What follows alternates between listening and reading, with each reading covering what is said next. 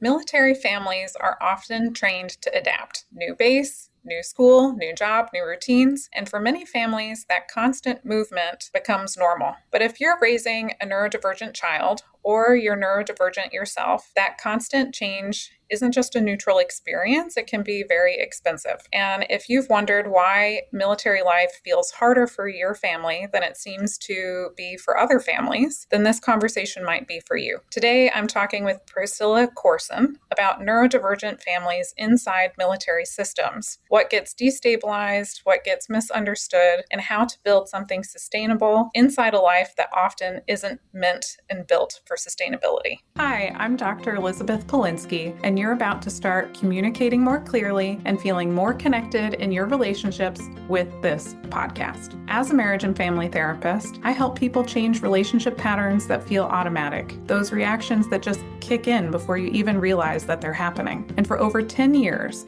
I've worked with people who do hard things for a living, and yet they still feel stuck when it comes to connection in their relationships. This podcast isn't about scripts or formulas or doing relationships the right way. Instead, it's about slowing down reactive moments, understanding what's underneath them, and helping relationships feel more like a team again. So if you want things to feel better, to feel calmer, steadier, and more at ease in your closest relationships, then this podcast is for you. Because here you'll start to learn how to pause conflict, understand what's happening emotionally, and then respond instead of react. And when you do that, connection starts to feel more possible. Quick note though, this podcast is educational only and isn't a substitute for professional therapy or counseling. If you need individualized support, please consider working with a mental health counselor. Okay, let's dive in. I'm really glad you're here. Welcome back to the Communicate and Connect podcast. This is episode 86, Neurodivergent Families in Military Life, Parenting, Systems, and Survival with Priscilla Corson. Priscilla, welcome to the Communicate and Connect podcast. Thank you so much for being here. Can you just tell us a little bit about you and your work with military families and neurodivergent families? Yeah, absolutely. Thank you so much for having me. I'm so excited about this.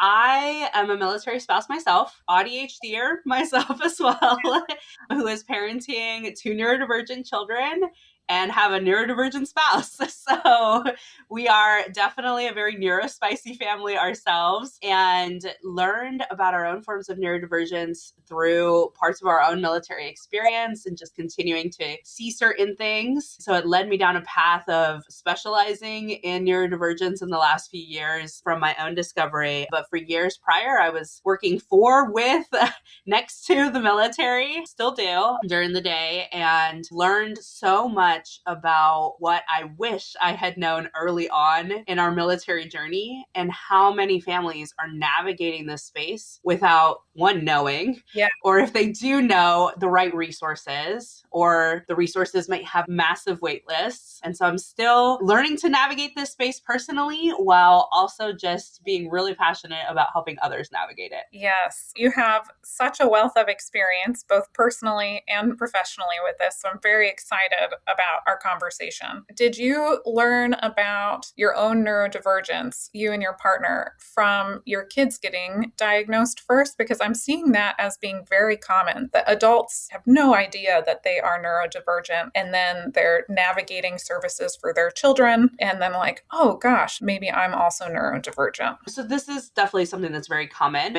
It's often referred to as the lost generation. The diagnostic criteria for some of the very core forms of neurodivergence, so autism, ADHD, drastically changed in 2012. And so what we saw after that was a huge change in those that were able to access services, those that were able to gain that knowledge and information. And so you did have an increase in people that had that diagnostic clarity. In addition to that, you had a whole generation of parents that were seeking care for their children, filling out these assessments, seeing themselves in these assessments, and wondering, there's a highly genetic component here. It had to have come from you or me looking at their partners. And that's really what happened for my own family too. We were coming off of a PCS, seeing some major transitions and changes for our daughter, and had a lot of questions. And we were coming from overseas, now coming back to America and seeing the difference of her in a different system in America, wanting to know more. Went and did some testing, saw myself in those tests, And it really just goes to show how hard it is for us to get missed in childhood, right? We're talking about a clinician, and I had already been in practice for years. Yeah, you're a therapist. Yeah. So as a fellow clinician, I didn't even know about my own forms of neurodivergence. It's literally what I'm doing my dissertation on, is what we wish we had known from MSW programming around neurodivergence. And by and large, the data is showing even in that clinicians aren't exposed to what neurodivergence really is, what neuroaffirming care is. And so you're also talking about a very limited populace of specialty care for the military families that are frequently transitioning, trying to find that very niche specialty care. Yes, I'm glad we're just taking a moment to talk about this because it's really new for everybody to be so focused on it. I had my master's degree, then my doctoral degree, and I don't think we ever talked about neurodivergence. And so it's been like a huge thing to be learning about this now. I'm over 10 years as a therapist. And at this point, being like, oh, okay, I got to get up to date with working with neurodivergence. And that's been like a huge focus of mine in the last year and a half. And that's what happens for a lot of us. A lot of us are encountering it in some way, right? We know that as high as even 1 in 4 experience some form of neurodivergence. And so what you have is a disproportionate number of the population that's experiencing this. They're seeing it in their peers, they're seeing it in their own families, they might be identifying it within themselves. And so talking about it from that lens, moving away from a lot of the models that we had historically, is drastically changing care in this area. Yeah. What do you think that they tend to miss about neurodivergence, and especially how that relates to military life where there is kind of this constant change? We are used to experiencing different forms of change, transitions, lack of knowing what the next thing is for so many of us, right? We sit in a lot of somatic experiences with that where we're already heightened, we're already concerned. And that becomes shared as natural language. That's just the way the military is. Everyone experiences this, but there is a distinction to how those transitions impact neurodivergent families. And oftentimes, because we're already sharing a community culture of, oh, you're fine, like this is embrace the suck mentality to a lot of our culturalisms, it's very, very easy for families to not understand that the feeling like you're going 0 to 100 when one more change comes in, those sensations often match that form of neurodivergence that you're also experiencing. And how do you support then your family through these transitions? Yes, military life does really value adaptability and resilience in like a cultural standpoint, but adapting to something does also require time and like a bit of a recovery time. And I was thinking about the interplay of this with neurodivergence and how neurodivergent families, may never even just get enough time to fully recover to something. Absolutely. Also, depending on what forms of neurodivergence we're talking about, right? Like certain forms of neurodivergence like to jump from thing to thing, right? Like when you think about ADHD and all the studies on that, right? There is more inherent flexibility to those changes, more embracing of those changes, but oftentimes then they're not noticing the executive challenges that involve in a PCS, right? We're talking about a load of admin things that come with any transition or movement, cancellation of bills in certain areas, making sure you're forwarding all the different mailing addresses, right? That's an administrative and executive functioning load that's still going to impact those that may love transition, that may love changes. Yeah, I'm really grateful you're doing this right now because you're also breaking it up between the types of neurodivergence. And that I think is really important because that is very different the way that military life is going to interplay and impact somebody who has ADHD versus somebody who has autism or some other form of neurodivergence. So I'm hearing like big challenges maybe for someone with ADHD. They might be excited for a move or a deployment or like things changing all of a sudden, that they might be feeling very emotionally stable in that environment, but they might be struggling with the paperwork and the bureaucracy pieces. You'll also see this in families that have different forms of neurodivergence. You may have a member in the family that's very excited for that, right? And then somebody else is taking on a greater part of the cognitive load and they're feeling like, hey, I'm not getting the supports I need. And I understand that you're excited, but I'm stressed, I'm overwhelmed, I'm overstimulated because I'm taking on the cognitive load of all this transition.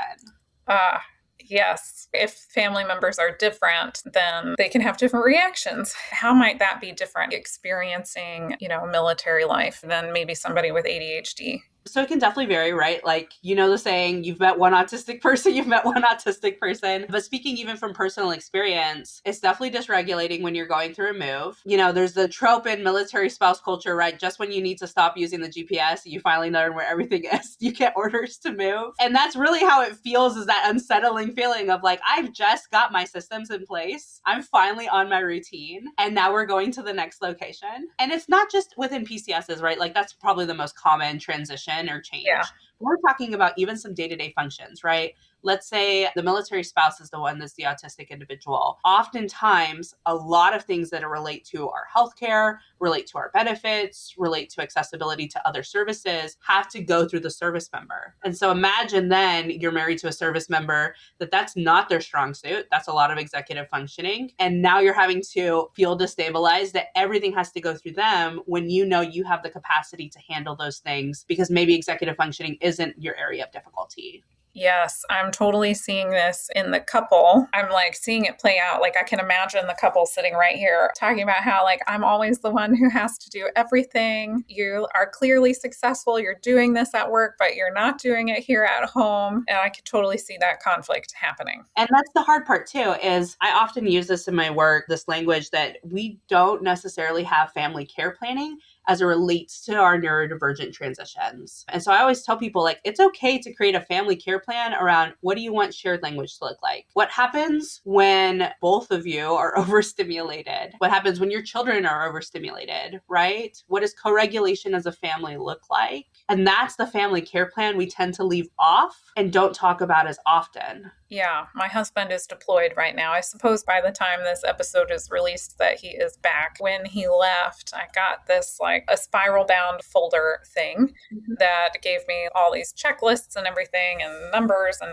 resources and stuff. I know I also have a binder when we moved also with things like this, but neither of them really addressed many of the couple or family dynamics. We don't have kids, so I'm not always as observant of those areas just because it's not as applicable to our specific life. But it did have some resources for kids in there, but often not the relational aspects. Of course, those never include anything about neurodivergence. I had a meeting not that long ago in my day job, and it was with some military leaders that wanted to run an event that included families. Luckily, the two of us that were helping and having this conversation with them happened to also be military spouses. So we talked about some of the misconceptions that often come when military are attempting to coordinate these types of events. The presumption that spouses don't have day jobs and we're just going to do it in the middle of the day. Childcare needs. But one of them brought up, hey, our type of job, this is a job that doesn't necessarily deploy, but they frequently travel with local senior leaders. And so they're constantly gone, but they're gone in short periods of time. And one of the questions that he posed to us as the helping professionals, he asked, how do I help train families on what a communication look like? And I turned to him and I was like, well, it's a common misconception that communication needs to be like, we've scheduled it at a very specific time.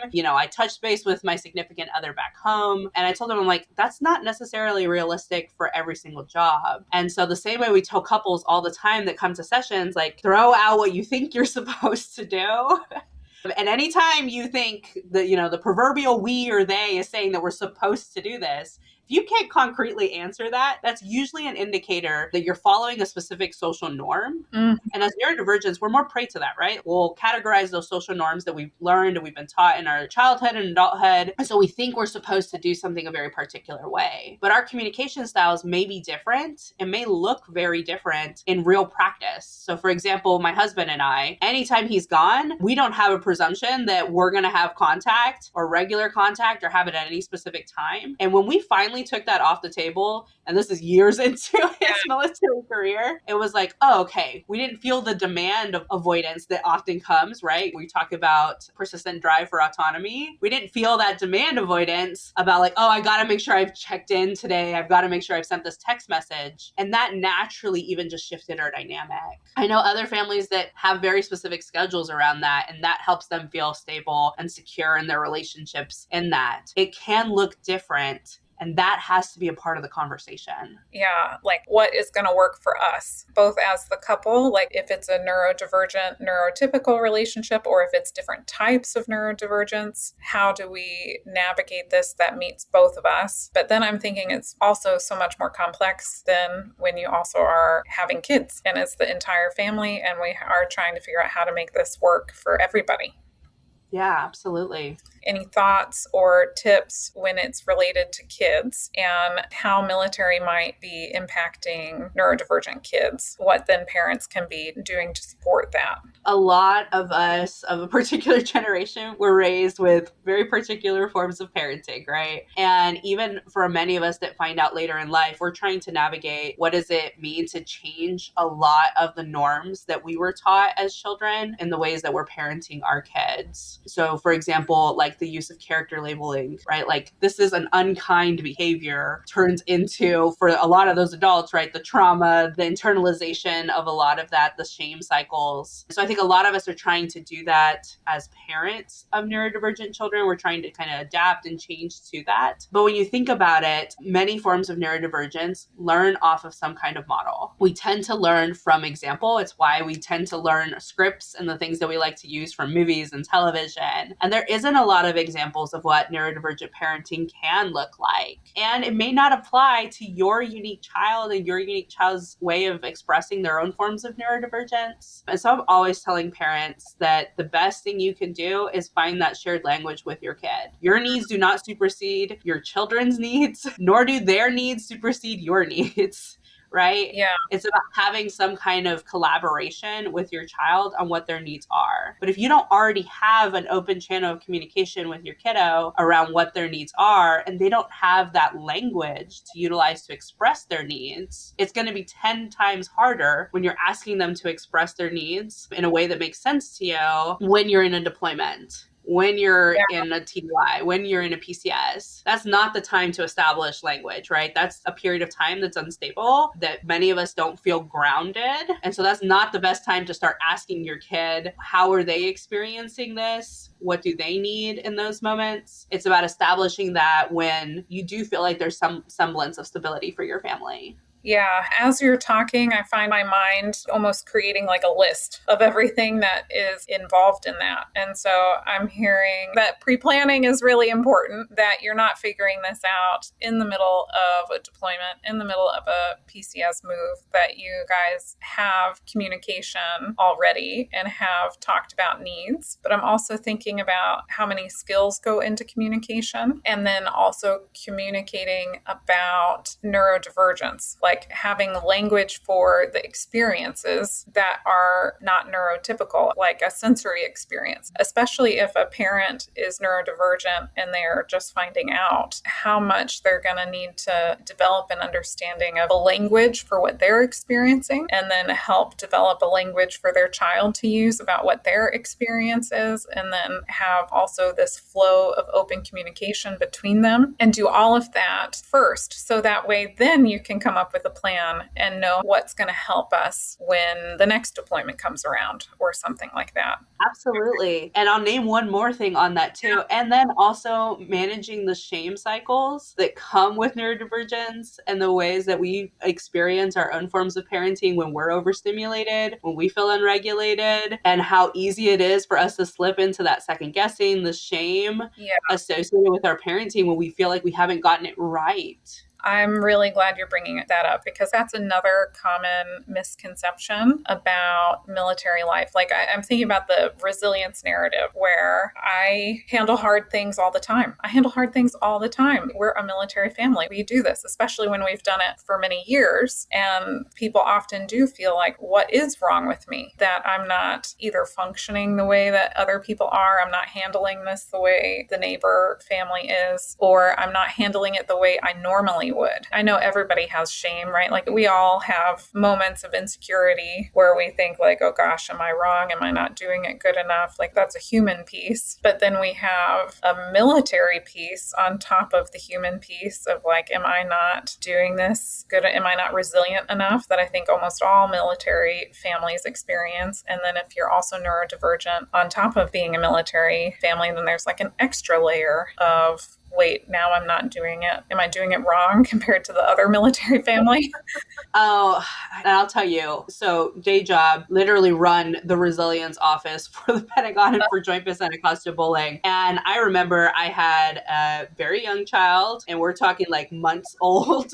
Yeah. We were PSing from overseas. I had another child that was once again navigating their forms of neurodivergence, having meltdowns, all the things. My job being a different job and changing and transitioning into a directorship. My spouse being in one of those high rapid travel type jobs. And I was over there like, I know the language. I have all the skills. I teach these skills to other organizations.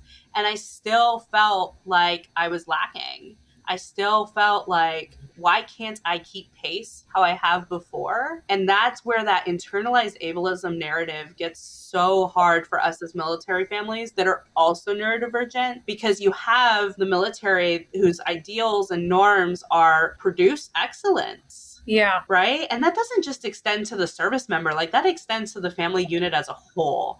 Everyone feels a part of that mission set that we are going to produce excellence, right? And then we're going to produce excellence as service before self. Yeah.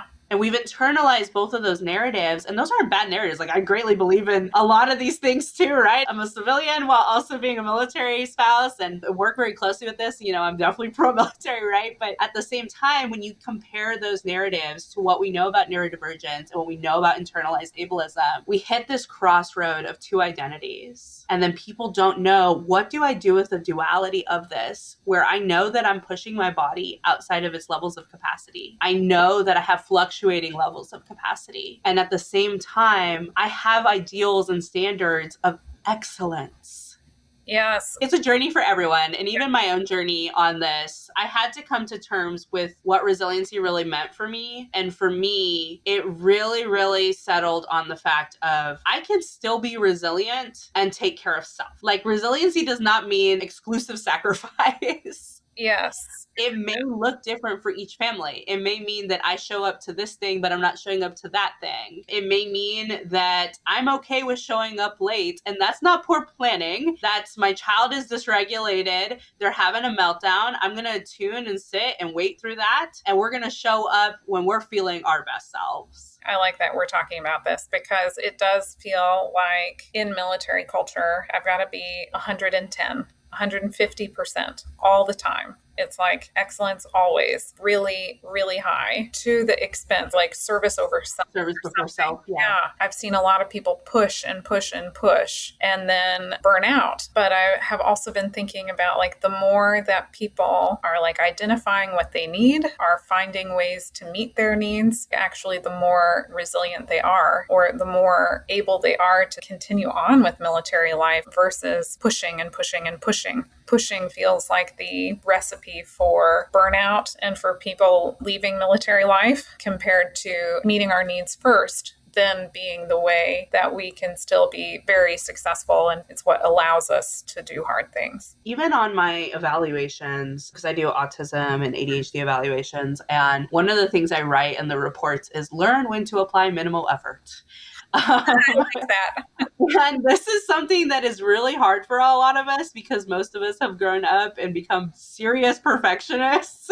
I always say all the time, like, autism and ADHD that go unsupported often turn into third friend, and that third friend is OCD or CPTSD. So we develop all these cycles to scaffold and protect ourselves from not knowing, being late diagnosed. And so then imagine you're then put into a culture that continues to say, like, you need to perform at this level. And you think about the vast majority of individuals that also join the military, a disproportionate number come with very high ACE scores, adverse childhood experiences. They're coming from different families that had all kinds of different trauma experiences, which means you're at greater risk of re-traumatization. Okay, throw in neurodivergence and whew, man, we're really not necessarily setting ourselves up for success. And what I know in that, though, is on the day-to-day, oh man, there's so many characteristics that I see day in and day out where forms of neurodivergence, oh wow, their strengths are leveraged in the military. I mean, leveraged. When you talk about certain career fields, you talk about how they're showing up, they're being leveraged. And if we could openly talk about neurodivergence as part of that, wow, think about the way we increase base, our operations in that sense, the way we support the family unit as a whole. Yes, I hope for the day that that is the norm because, like you mentioned, the adverse childhood experiences, which is just basically like the amount of traumatic experiences someone has gone through in their life prior to the age of 18. We're still getting used to talking about mental health so much in the military, in society as well. So I think society is a little further on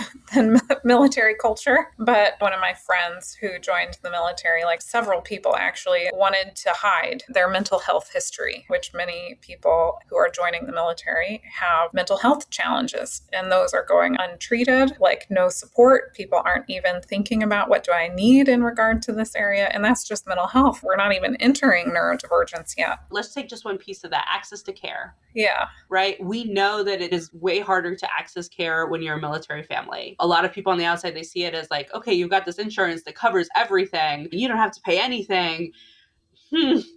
Let's see that in practice, right? The number of people that can actually be TRICARE providers, right? Yes, I mean, I tried to find a dentist. When we moved here, there were 3 in all of the Hampton Roads, which is 7 different cities, and all of them were very far away from where I lived. Like they were very rural on the outskirts. People don't want to be a TRICARE provider because of low reimbursement. You have tons of wonderfully capable humans that have lived experience in this culture that can't even get TRICARE credentialed. So for example, if a military spouse is also working for the government, you can't be a government employee, you can't be a reservist, you can't be active duty and get credentialed with TRICARE because it's considered double dipping. So if you have a side practice where you're fantastic at working with military because you're military itself, you can't even take TRICARE to support other military. Yeah, military life is harder for neurodivergent families, and there are many, many aspects that go into that, and it's normal. So if you're neurodivergent or if you're thinking maybe I am because my kids just got diagnosed, yes, there are challenges, but there are also a lot of strengths that you bring to military life, and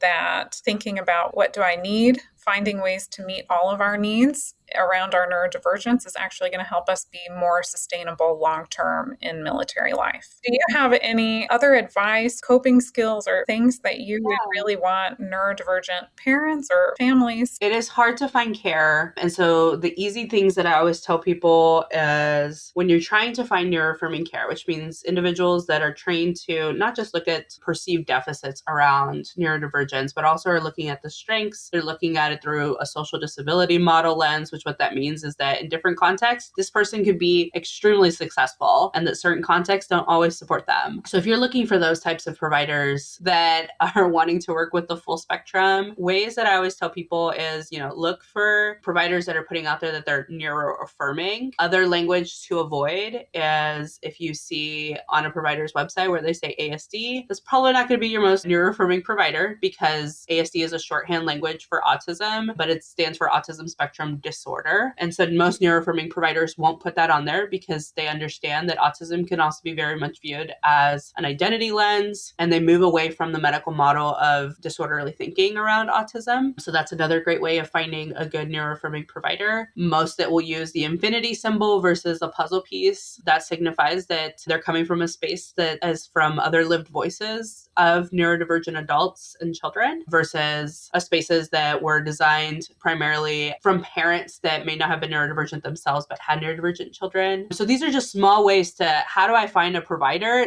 that will kind of meet that neuroaffirming lens, that will understand that I still want resiliency language as part of my narrative, but also start challenging where I need my own care in that. So that's a really great way in terms of finding neuroaffirming providers. Also looking for those that have understanding of military cultures. We're talking about you're taking 2 identity lenses and they're very unique in and of themselves. Yeah. So trying to find both, I get it. It's even harder, right? Like we're looking for the needle in the haystack. Also looking to see if you can find language around that. So that's for finding care. In terms of what support can look like, think about finding support in alternate ways too. We may not always have the best accessibility to maybe like specifically therapeutic care, but understand that there's other things that might be out there like coaching in this space. There's a lot of parenting programs that are in this space, forms of couples therapy, right? So there are other ways to get care that aren't just the therapy space. And so understanding if there's concerns around what is the impact to my clients, there are plenty of neurodivergent coaches out there that are just as fantastic around creating shared language in your household. And that might be a softer point of entry. It's also easier to retain a coach if you're moving because a therapist is tied to a license to their state, whereas a coach isn't. So I have seen a lot of success for neurodivergent families that are military using coaches versus therapists so that they can transition with the family virtually versus only for that state, that location, and having to restart and establish care. Yeah, I know like my most recent therapist lived in another country and that was great. And then the one that I had prior to that, I just asked her if she'd be willing to get licensed in the state that I was moving to. And she was willing to, thankfully. Of course, maybe not everyone can do that, but those could be options too. Yeah, absolutely. Yeah. So I'm so glad you mentioned that about ways of finding neuroaffirming care because those may not be things that people would know to look out for. And thinking about neuroaffirming care, I'm thinking you have a practice, right? Like you see clients, they could work with you if they wanted to, right?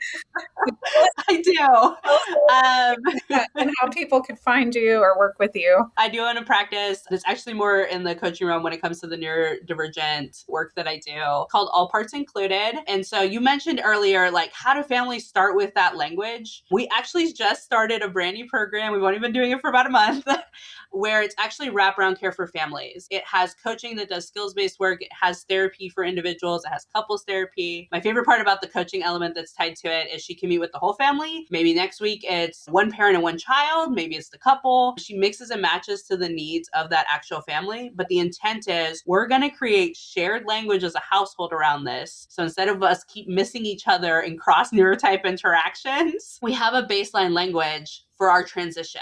It is a lot of information to learn when you just find out about your neurodivergence. And as I was navigating this for myself, I'm like, I don't just need it for myself. Like I'm trying to educate my spouse. I'm trying to educate my kids on this. And there wasn't a whole lot out there. So that's why we started the Neuroaffirming Homes program that I'm super excited about. All Parts Included is the company that I own and work for. One thing I'll say on that is families, you have it. You have all the things already. It's more about finding what those things are, bringing them to the forefront and navigating the differences. Yeah, great. For anybody who is listening to this and they're interested in learning more about your work or working with you guys, we have those links in the show notes. So that way you can just go click there and learn more directly through the podcast episode. So Priscilla, thank you so much for coming to be on this podcast and talking about your work, but also some things that neurodivergent families can keep in mind as they are navigating military life. Thank you so much for having me. I'm so excited to see that we're openly talking about neurodivergence and how it is with the military. This is such an important conversation. So thank you so much for holding it. Yeah. Thanks for being here.